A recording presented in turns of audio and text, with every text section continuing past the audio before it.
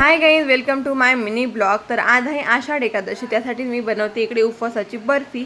पाक वगैरे रेडी करून झालेला होता आणि मी बर्फी बनवते। मॅडमांच्या फेऱ्या चालू होत्या आणि मी थोडासा स्पीड वाढवलेला आहे, कारण असं होतं की मिनी ब्लॉगला फक्त 1 मिनिटाचं ऑप्शन असतं आणि ब्लॉग खूप मोठा झाला असं म्हणून पाक वगैरे रेडी झालं। त्याच्यात मी तर शेंगण्याचं कूट वगैरे टाकलं आणि थोडंसं खोबऱ्याचं कीस, त्याच्यात थोडंसं बदाम वगैरे कट करून टाकलेला होता आणि ताटाला तूप वगैरे लावून घेतलं आणि मी 2 भागात टाकलं, कारण थोडं जास्त जाड झाली असती ना, म्हणून बारीक मस्त यायला पाहिजे म्हणून। आणि इकडे मी एका साईडला करत होते, एका साईडला जयू करत होती, पण शूट करायला कोण नव्हतं म्हणून मी एका साईडला मोबाईल लावून दिला होता। आणि काही नाही, फक्त 5 मिनटं झाले, अजून गरमच होतं आणि रेवाला तर गोड खूप आवडतं खायला।